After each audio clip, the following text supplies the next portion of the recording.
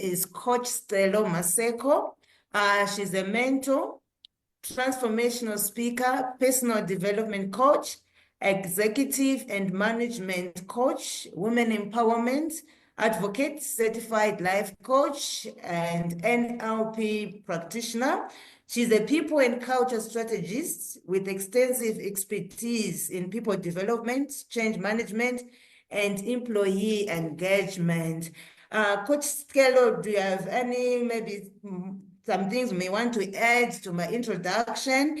And that's a mouthful. Would you just, I was going to ask that you're a transformational life coach. What does well-being mean to you, to individuals and in workplace? And what's transformation? Why should people be concerned about transformation? Good afternoon, good evening, good morning to our listeners across the globe. You have already introduced me. I think that's a mouthful already, T, and we really appreciate. Without any waste of time, it is such a great honor to be invited in this platform. For me, transformation speaks to, let me speak in layman's terms, a before and an after of a person. So what do I mean by that? I always say, as human beings, we are shaped by different things. What has caused us to be where we are and who we are today is based on background, upbringing, environments that we are raised under, things that we are exposed to. At the end of the day, they contribute towards who we become. Slowly but surely, you become your environment. You become things that were exposed to you. You become words that were spoken to you. However, I always want to believe that each one of us has an identity, has a purpose that they are called into. And as such, when we speak transformation, we're talking again a journey of learning, unlearning, and relearning. So that's what transformation is about. I always refer transformation when I think of somebody that has gained weight, a lot of weight, and then this person goes through a process of beginning to eat right, mastering certain things to do in life, and then you see these pictures of a before and an after. So that's what transformation means to me. Thank you very much for a comprehensive explanation of transformation.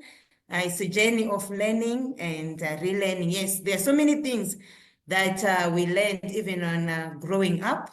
And you realize when you are older that some of the things you actually need to unlearn so that you make progress.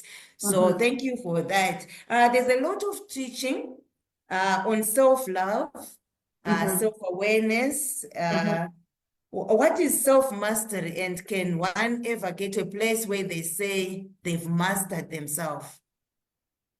I would, when you say self-mastery, I would call it personal mastery. That I think that's the term that I'm more, as a coach, that I'm more familiar with, right? Being called self-mastery.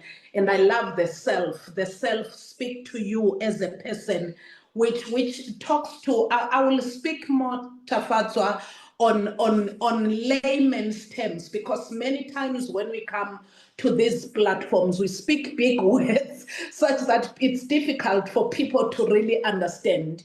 When you say you have mastered yourself, it simply says you know who you are, number one. You know where you are. When I talk about where you are right now, it speaks about your current scenario. This speaks about, these are my strengths, these are my weaknesses, these are my, things that are threatening me, things that are opportunities to me as an individual. When I speak about the areas, maybe these are my weaknesses as well. weaknesses which we may put through Tafatswa as your areas of development. And when you have mastered all these, it translates to how you will then develop yourself as an individual.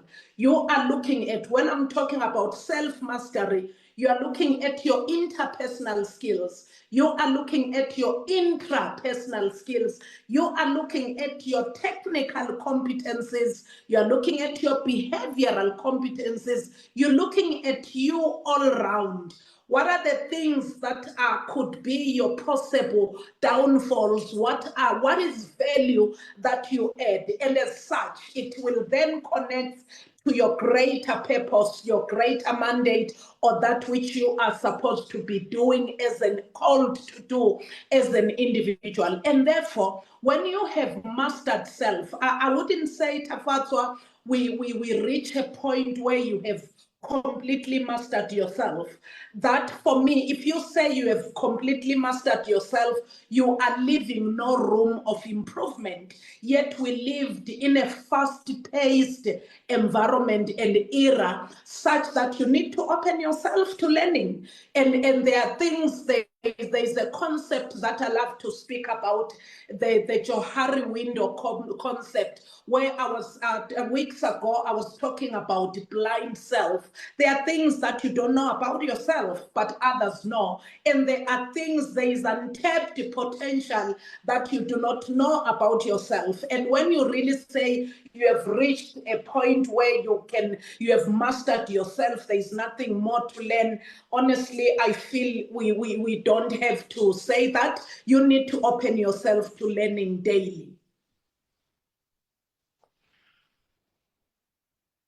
I like that where you say we can never come to a place where we have fully mastered ourselves, because then there's no room for improvement. How what would you advise sometimes when people give us feedback? It's difficult to receive. And sometimes based on who we are or our background, it's easier to take correction as criticism. Yeah. How would you advise our audience to receive criticism, or maybe if someone is telling you to improve, but it comes across as criticism? You know, it goes back to personal mastery. It's a big topic, Tafatso. I feel one day we should talk about personal mastery on its own, because it speaks again about emotional intelligence, emotional maturity, emotional regulation as an individual. We need to understand that we are wired differently as individuals, and as such, sometimes you will get feedback from somebody who won't mean well, right? But because you are matured, you will learn to receive. You will teach yourself to say, whatever form of criticism, I always say to people, a dog does not bark onto a car that is not moving.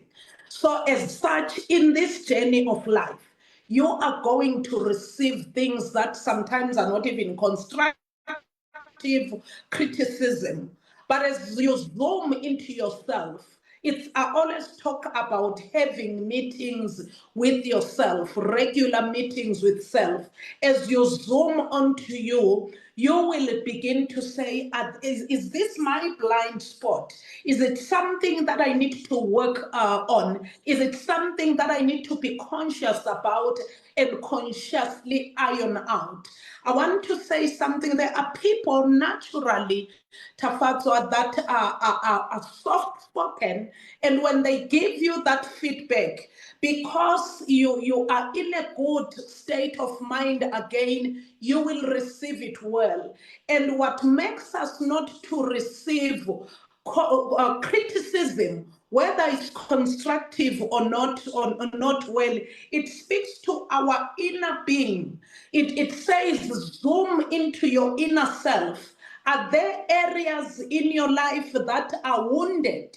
areas that are broken, areas that when somebody is talking to you and giving you feedback, they become triggers. You are triggered into a certain level of pain. You might discover that maybe as you were growing up, you were shouted at. That's how most of us were raised.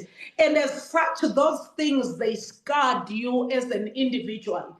Then when you go into a corporate space or marketplace where you have a boss or a manager who is shouting, then it connects you with that uncle or with that stepmother that was shouting at you. And as such, it's difficult to also receive that, that criticism. And I want to say, when you are resolute with learning yourself, certain things, you will just blow them off. However, I always say to my kids at Tafatwa, listen to what I'm saying. Are you getting the message? Do not focus on the noise, but understand that the message. What are the areas of development that this person is echoing, and not focus on the tone. Do not focus on how it landed onto you. Focus on working on yourself and developing yourself for a better version of you. Thank you very much for that. I'm sure if a person has not gone through healing, it always comes up, whether it's in the workplace or it's at home. Yeah. So as you mentioned, we need to work on our emotional intelligence. I heard someone say a person with a high emotional intelligence is likely to succeed much more than someone who is with just intelligence. So it is very important to work on our emotional intelligence. In your workplace, you enable managers and executives to develop and execute efficient people strategies. An ecosystem that foster a conducive environment. What does a toxic work environment mean to you? We're just talking about how people must improve on their emotional intelligence, and how sometimes our past affects our present, where maybe even when someone means well, we misinterpret their motive because we have got wounds that are not healed. So what advice would you give as a career coach to someone working in a toxic environment, but fearing consequences of quitting the job? Okay, let's talk. You've spoken quite a lot here. We are talking, number one, about empowering managers, and I want to believe, or executive leaders in a nutshell. We are managing people within a particular environment. It could be a small setup, a large scale of people that could be reporting to you, number one. Number two, you've spoken about a conducive working environment, and you have spoken about a toxic work environment.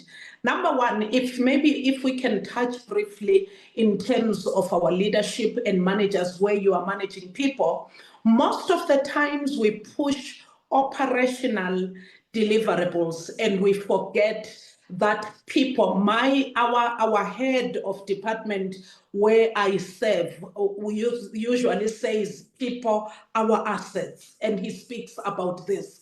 And it is important that as leaders, we are empowered greatly not to focus. There are different types of leadership styles. Maybe one day also we'll get time to talk about these leadership styles and how best we can apply them on different scenarios. However, I want us to also zoom into saying what tools, what capabilities, what strengths do I have as a manager, as a leader, as I'm leading people, as people are assigned to me? How well do I deal with people issues? Tafatswa, in this fast-paced world, if I can tell you, there is so much of issues around mental wellness that has got a huge impact on the productivity or the well-being of employees that we are servicing. And as such, you discover that in a diverse kind of an environment, you will have people that might have the same qualifications, they are supposed to be operating at the same level. However, based on their mental wellness, based on their personal issues that they could be bringing at home, in some instances, you will discover that somebody said something that is very, it's a sad truth that when people leave organizations, they are not leaving organizations as such. However, they are leaving managers. It's because the toxicity that is in that particular environment. It's a few people that will really say, I'm leaving because of greener pastures or growth purposes. Many a times people leave because of a toxic environment. We are not saying a healthy or conducive environment entails just letting people work anyhow. However, it's how we deal with people from the working hours, from what we allowed, from the issues around empathy. Leadership with empathy. When you lead people with empathy, when you lead people knowing that you are leading people, you're not leading machines. People have got emotions. How do you then talk to these people? How do you deal with different people issues? It is not always a one size fits all. That is what I will always empower my clients, both at executive and leadership levels.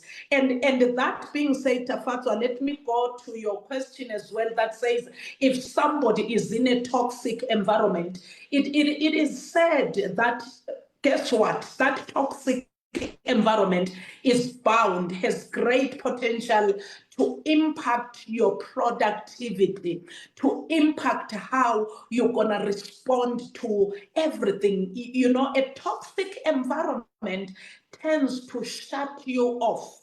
It will kill you while you are alive. You discover that all your potentials, your creativity dies down, your dreams dies down. What then do you do in such an environment? Number one, you need to look for help.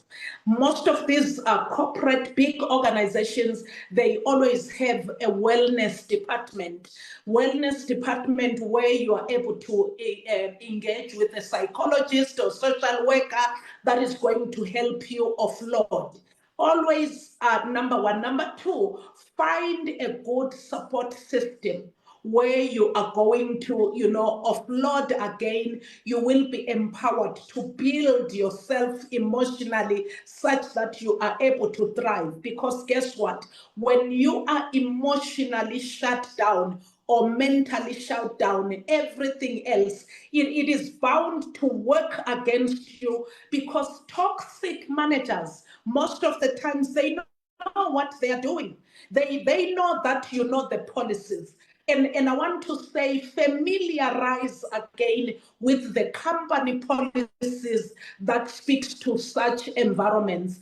And number four, do not be scared. I always say to people, your HR people, your HR business partner is not your enemy. I try by all means.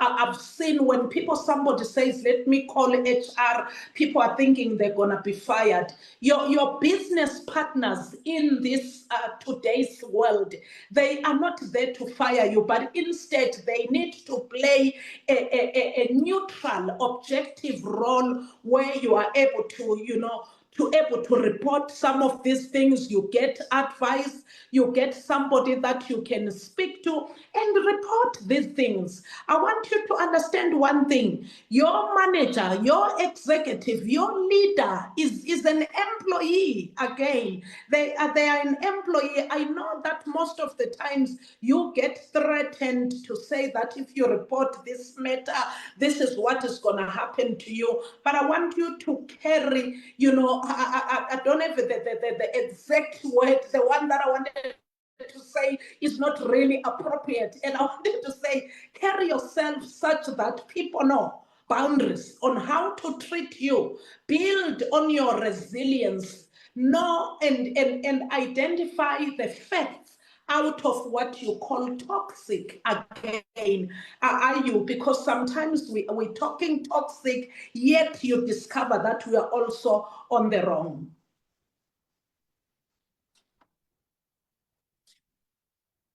Oh, thank you very much about that. Carry yourself in such a way that people set boundaries. Can you expound more on empathy? How can people be empathetic and not compromising? Exactly. Yeah. Yeah. That's very true. Sometimes you discover, I always say this, Tafatwa, let's talk empathy. I always say to people, boundaries in the corporate space is very, very important. Number one, as a manager and also as an employee, you need to teach people how to treat you. When you allow friendship within a corporate or professional space, it will be difficult, then you will compromise your empathy. What is empathy? Let me give an example. I call you, I explain to you, I'm not at work today, I am sick or I've been admitted at the hospital.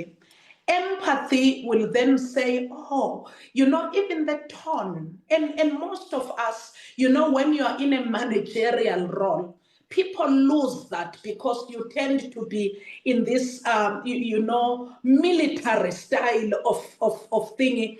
Be able to ask a person, how are you? When a person loses a family member, how are you feeling? How have you been? It does not mean you are cutting off the operational deliverables that have to come off from that particular individual. It becomes toxic, if I can call it that way. It becomes overbound when you've become friends with your subordinates at work. I think that's where we are failing. That's where when a department has become friendships, because when friendship ends at some stage, when favors that we have done towards one another fail, then it starts to become toxic. Then it starts to become personal. I'm saying, as a manager, do check-ins with your employees, especially those. Sometimes you discover somebody's was working well, productivity, timeous and whatever. Then along the way, something has happened, maybe ill health, anything, personal problems from home, divorce can happen, a sick child, or a toxic environment at home, Tafatwa. And that being said, the productivity of this person comes down. Instead of bringing a stick, instead of coming with that military approach, get to understand your team, know their personality types, know what they are going through, and deal with them as such. Where you need to put a firm hand, you will do so, because human beings are human beings. They are bound to take advantage when you are not matured yourself as a leader. So if someone is avoiding that familiarity, because we're talking of maturity, what are the measures that are supposed to be taken to maybe protect those who are maybe managers who are afraid of familiarity? You also spoke about the inside. When someone has issues with their well-being, they should see the wellness department and take the policies.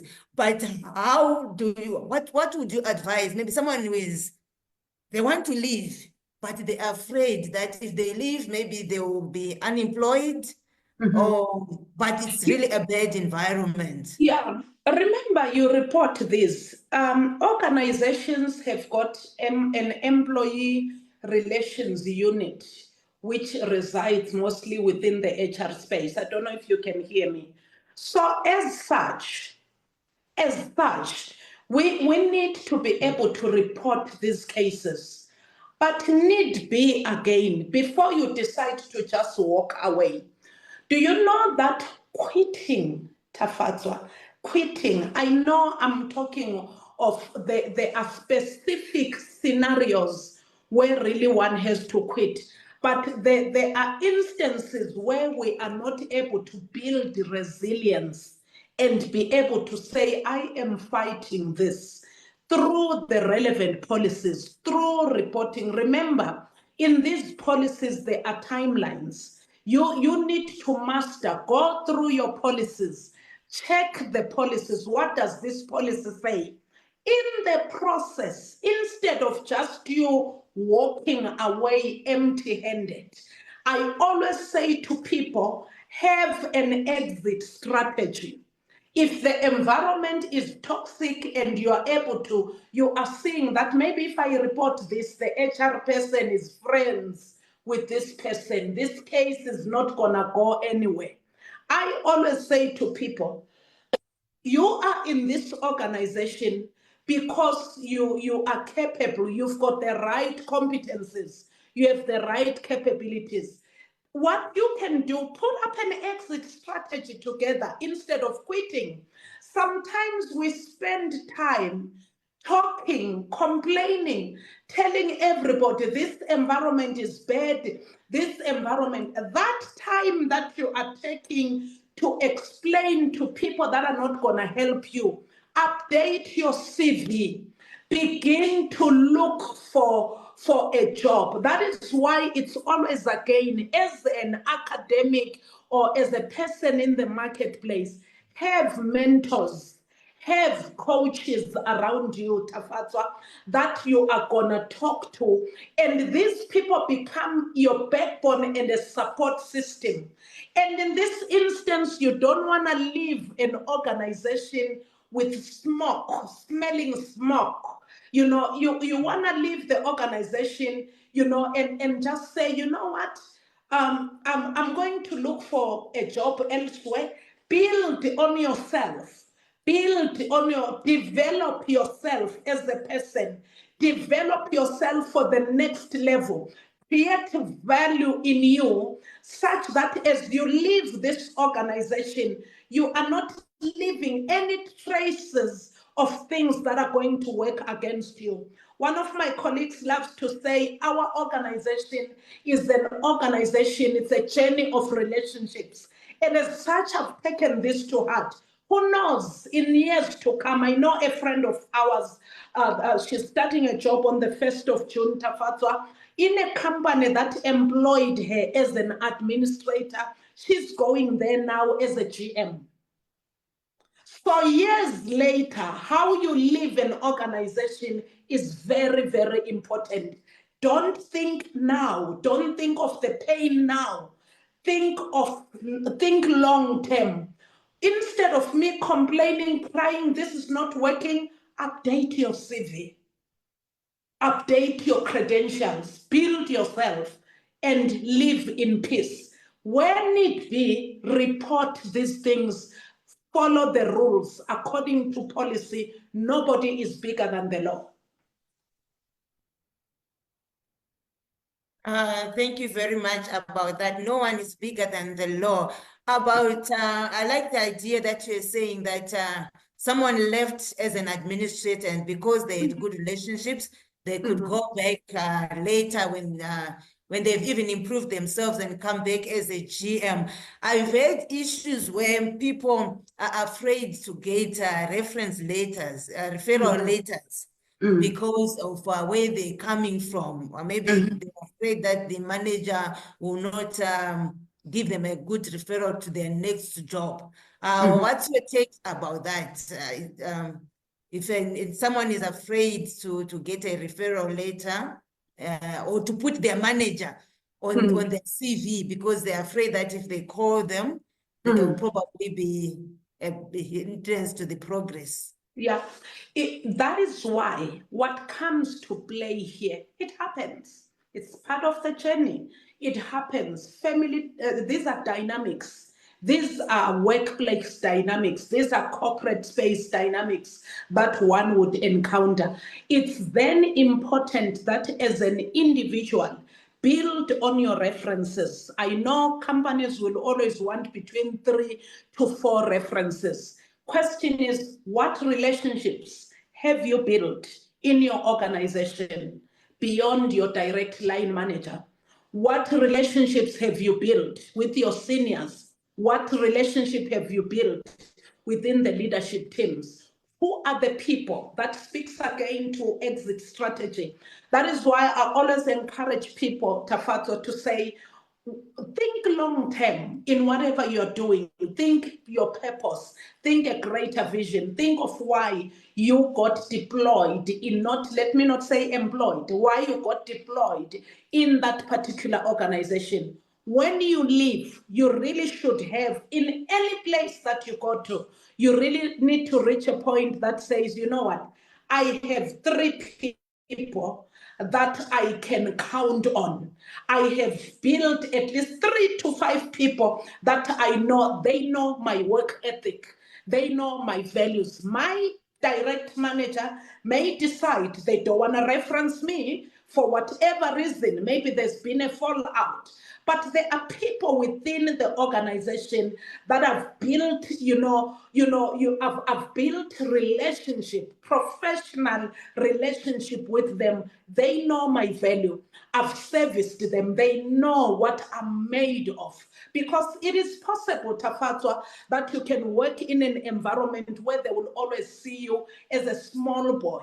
Yet there are people that volunteer yourself so that you can spread your wings and build on your references. I think this is very, very important. Build on your references. References is not you just walking up to Tafatswa to say, P, can you please, reference me? I should, how we have interacted, me and you, the 5-10 interactions that we have done in a phone call, in a gathering setup, surely you have picked up certain things that, you know what, when I deal with Simply Sicelo, this is who she is. And I'm saying avail yourself so that you build references. When you go to people, people don't know what to say about you.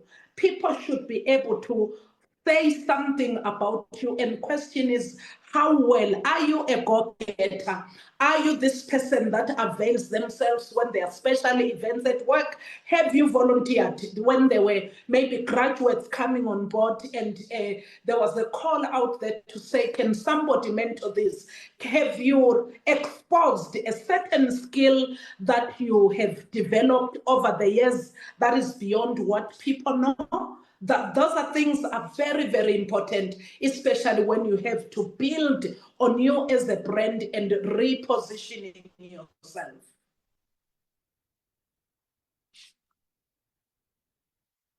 It is good to build relationships in the corporate, as Coach Sicelo is saying. Don't get yourself involved in the military approach, as she puts it. When you go to work, it's time to build yourself so that when you need the reference later, at least people know what to write. Sometimes we don't want to put the people in a difficult position where they have to scratch and say you were cooperative, but yet everyone hesitated to involve you in projects. That's very. I had a case like that. At some stage, one young man came in as a graduate. And I sat with him, I was mentoring him as a graduate, very difficult young fellow to work with. Then he ended up not getting the job when we were converting this to permanent. And then at years later, she's calling me to say he needs a reference. And I say to him, what do you want me to say about you? I said, let's be honest. What do you, I said, do you really want me to write a reference or you'd rather leave me? Because if you are going to ask me to write a reference for you, I say that to my ladies in our women empowerment organization. And I say to the admin team, if really I were to write a reference for you, what do you expect me to say? Do you want me to lie? Yeah. I like your approach, because at least then someone walks away knowing why they didn't get the reference. Because sometimes Yes. it's very easy to put it that the manager is hurting, the manager, you know, they don't want me to progress in my next work. But if you are asked to prove, you know, at least for you to give to the manager what to write, I think that's fair enough. But I like that approach, and I hope there are some young people who listen to this conversation, and they will really appreciate the issue on personal development and working on yourself when you're when join a corporate or a team, so that at least make life easier for them when you need them to write a reference. How would you motivate an employee who is not productive at work because they're experiencing gender-based violence at home? It depends for that, Shafat. So it also goes back to say, you know, at home, like I said earlier, whatever is affecting you at home, you are the same person that has to work somewhere. You are the same person that has to work in the corporate space.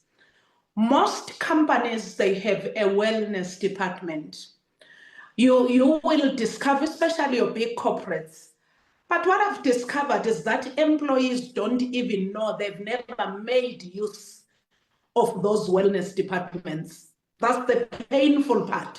You don't know the support. You'll end up even going elsewhere where you have free services. You have it as a benefit. Number one, check again what provisions are there within your company space. Be careful again not to spill your dirty linen to wrong people in the office. Find the right support system in the office, somebody that can, you can talk to, especially when there is a wellness consultant or your HR person that you can sit with. Find those. And what I love with these wellness departments is that what happens is that your issues are confidential. Nobody will be talking about these things. But again, as a person that experiences your GBV, it's important again to say, go look for help within your family structures. Gender-based violence comes in different forms. Violence, abuse comes in different forms.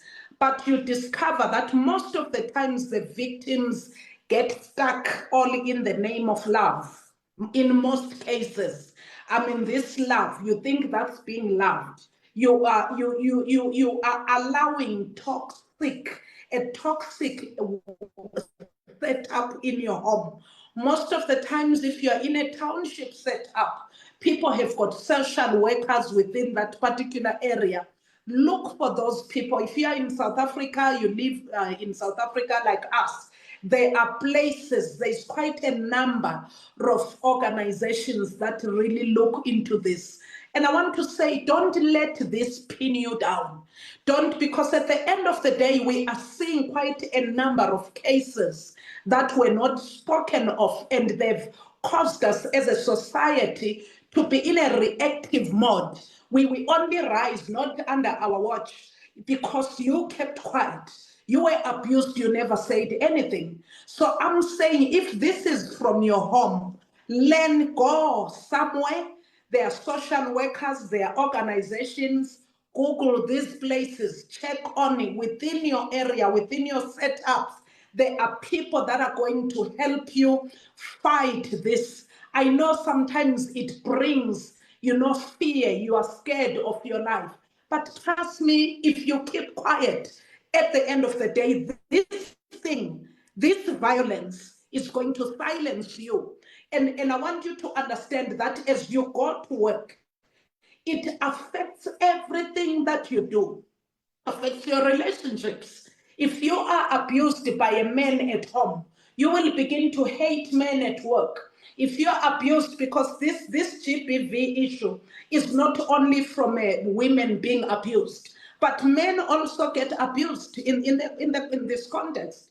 So that being said, look for help, speak out, go somewhere, get help.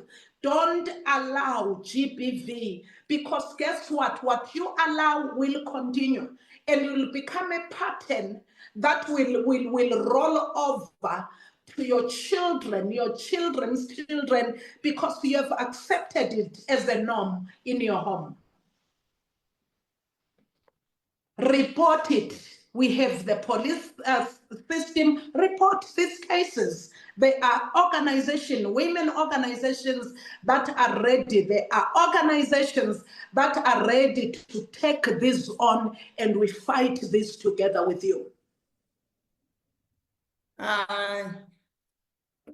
Recently, there was a case of it was on radio, so it's a public issue where a case that took almost 8 years, and the person, the perpetrator or alleged perpetrator, let me put it that way, was released. But it was a case where people, it was not a work environment, it was more of a church environment where people were put to the law, when people had gone to report, and the person walked free. Those situations, don't they also contribute? I've heard many situations where people are afraid, not afraid to go to report, but they just find it that even the process that one needs to go through when you go to report and abuse the police, sometimes it's more onerous, that it discourages the people to go out there. And I think my question is around when you help someone at work and not help the person at home, aren't you like doing a half job? Like if an employee is being abused at home, they go to the wellness, they help that particular person, but they still have to go back home where the gender-based violence is. Can the corporate get involved with people at their home? Can you invite maybe, let's say, a partner who is being abusive to the wellness department? The wellness, what I want to say is that there are things that the organizations, it's within the parameters of the organization, if you hear what I'm saying. Remember, when they come to the wellness department, wellness empowers this individual on how to handle it. We have a justice system. We have other organizations. We have our SAPS that handles that. I don't think really it would be fair for an organization to get involved on what is happening within a home of a person. The organization can provide support to the employee. And what normally happens within the wellness space, you will discover that they also cover the family, they cover the children that are impacted within, or the immediate family members that are within the home of that particular individual, right? But then you can't remember this. These are people, there are people that are involved. Imagine if I'm now coming, if I'm beaten by my husband at home and they see my manager knocking at my house to say, we need you. It's not within, they don't have a contract with my husband. They can support me What I need to do is going to the relevant structures, which are like your SAPS. You go, you report all those things to our police. You go report this to women organizations that fight GBV. You know, there is such. We've got support. Then when it comes to the justice system, where we are saying people are not going to talk because our justice system is failing us, truth be told, you know, and it also depends on evidence that was, you know, presented to them. But I always say we cannot stop fighting for what is right because of a justice system. My case is different, and I will fight it differently, and I will ensure that I get the right people. Whether it fails me or not, I will have reported it. Imagine just keeping quiet because so and so walked free, and Nami, I'm gonna keep quiet. It doesn't work like that. Every case is different and needs to be handled differently. I hope that wisdom will be implemented, whether it's at our workplace or with the SAPS, helping to make our community achieve their well-being. You spoke quite a bit about personal development. What is personal development? Someone may be listening and asking, what is personal development? And yeah, why should someone invest in it and how? Personal development is self-explanatory. It is developing yourself.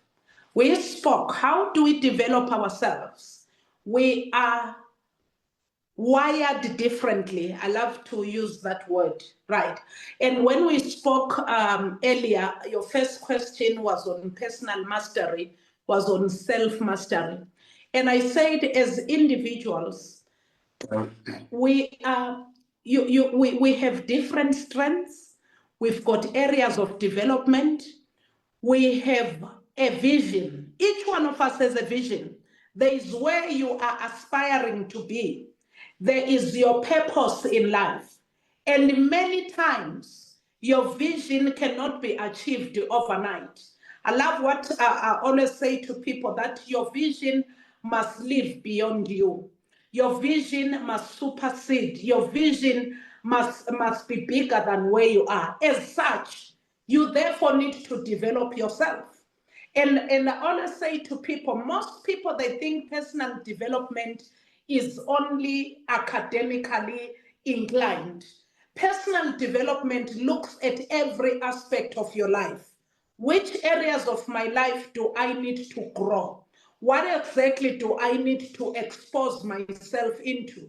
Especially considering where I'm going, considering that we live in a very competitive kind of a world. As such, I need to be on my toes. I need to evolve. I need to develop. If I'm looking forward, maybe here I am, I am an administrator, but my greatest vision is to see myself as a leader somewhere. How do I then build myself towards what I am becoming? So what is important is for each individual to identify those areas. There is what we call a personal development plan. You put together, and it is a living document, meaning you can be updating as you go along. You need to have a plan to say in 2025, in the next 3 years. You and I attended that event where that man was talking about that.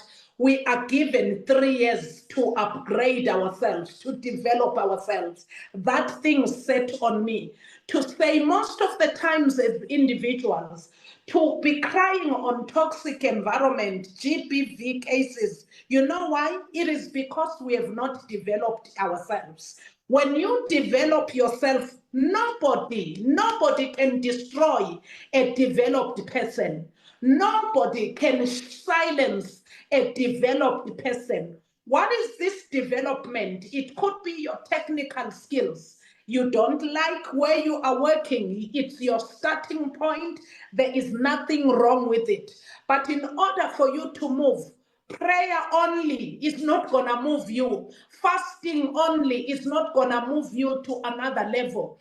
Talking about it, that you don't like to work at Checkers, you don't want to be a cleaner, you don't want to be in this admin role, you don't want to be this. It only takes a person who is ready to learn and develop themselves. You can develop your experience, you can develop your technical skills, you can develop yourself into baking, into making clothes, into quite a number of things that you want to become.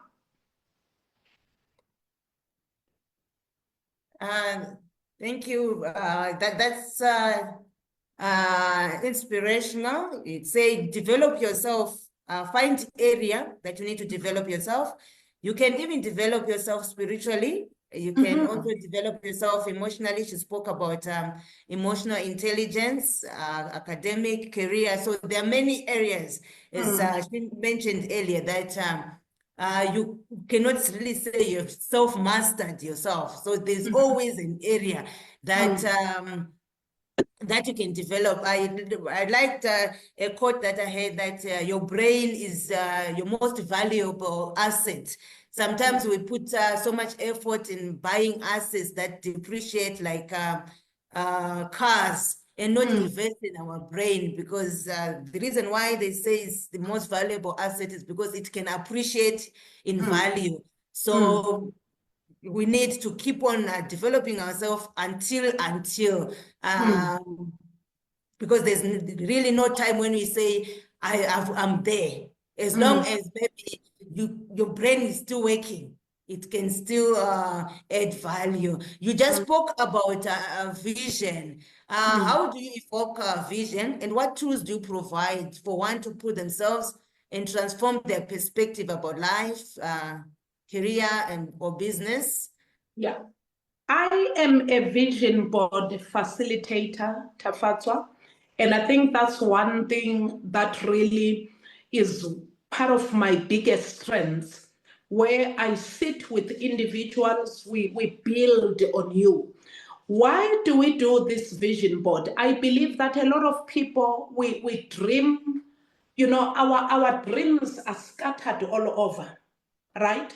And you want to do this tomorrow, you want to do that to the following day. You attended this conference, you want to wake up selling cosmetics, the following day you're writing a book, the following day you want to do this. It's good to be this multi-skilled or versatile individual, but it is important again to gather yourself. So what do? I help individuals repackage themselves. I help you repackage yourself. And number two, there are also scenarios where, by virtue of what you've been exposed to, your environment, could be a church environment as well. You don't even know your strengths. You don't even know your potentials. What I do with my clients, Tafatswa, I sit with an individual. We do this brainstorming session together. I offer 3 sessions within a vision board setup. The first session, we sit for the good hour to hear what are you made of? What are your strengths? What can you do? What this, and that. Then I will help an individual. We craft that vision together. And then on the second and third session, we are literally building on the vision board and prioritizing what are the things that really should stop this year, or things that you need to put on hold? What should you be focusing on? Just like any other organization, you will bring a strategist who will help you to put your focus areas, to say, maybe this year, this year for 2025, what am I focusing on? In the next 2 to 3 years, in the next 3 to 5 years, what am I working on? So when we're looking at all those things, one will have their greater vision. This is your becoming. This is where you want to see yourself. And then I will help you, partner with you, we journey together in that. Thank you very much for that. So if you need to be helped to create your vision, Coach Sicelo is available for that. What are your closing remarks, and where can people find you, Coach Sicelo? On Facebook, I'm Sicelo Maseko. And then on Instagram, I'm going to be changing it back to Sicelo for different reasons. But I'll tell you what. Currently 3 strands coaching _ people development hub, and 3 is in number 3. Then the strengths, that's the name of the company. And then that being said, you can also find me. We've got a website, www.3strands.co.za. You are welcome to book a session with us, whether it speaks to your business vision board, whether it speaks to you as a person. You holistically, we look at every aspect of your life. Whether it's you growing your career, let's sit and do that vision board. What I love in our kind of setup, we don't just focus when you walk in and say, I want to do my career. This doctor that's standing in front of you, this doctor will say, let's check on you first. How are you as an individual? Because if there are certain things that are not in order, you are bound to fail the career ladder, to fall off the career ladder. You are bound to fall off that business ladder because there are certain things within you, the person, that needs to be fixed. So that's us. Come and join us. We look at you holistically and have that one-on-one touch, one-on-one customized program. We do not do a one-size-fits-all approach. We have heard where we can find Coach Sicelo. What would be your closing remarks before we... My closing remarks, I always say to people, work on yourself. I love to say you are not your background. You are not your upbringing. You are not words that were spoken over your life. You are not that pain. You are not that rape case. You are not that molestation. You are not that case that happened in your life. Each one of us has potential to build ourselves, to build you such that you become a wonder to yourself. Nobody is a write-off. You have capability to build yourself against all odds. If there is a project that you are going to do in 2025, starting now and today, it is Project You. I love that. Now, no one is a write-off. And if you're listening to us this afternoon, she says you need to work on Project You, and it has to start today. You cannot wait. I'm sure as we were speaking, you picked 1 or 2 things that you would want to work on. Thank you very much, Coach Sicelo. We really appreciate spending this afternoon with you. We have learned a lot. I'm sure even some people following us also learned some insights, and people are going to work on developing themselves. And you've given us reasons why we should work on ourselves. So I believe that we'll implement. It would be, I would encourage people that we, as you mentioned, Coach Sicelo, that people are all over, going to seminars, conferences, doing this in trying to pursue their dreams. But we need to come to a place where we put whatever we learn into action, so that we become better people. Thank you once again. We really appreciate. If you have further questions from this conversation, which I may find later, or you may want to ask later, you can write us an email at tafazwa@tafazwamazibukospeaks.co.za. If you want to reach to Coach Sicelo and want me to connect you, You can also just write us. Our WhatsApp number is there. And you can also find our products and services on our website, www.tafazwamazibukospeaks.co.za. Let's grow together. Your dream is worth fighting for. And thank you once again for joining us. Enjoy the rest of the week. Cheers. Thank you.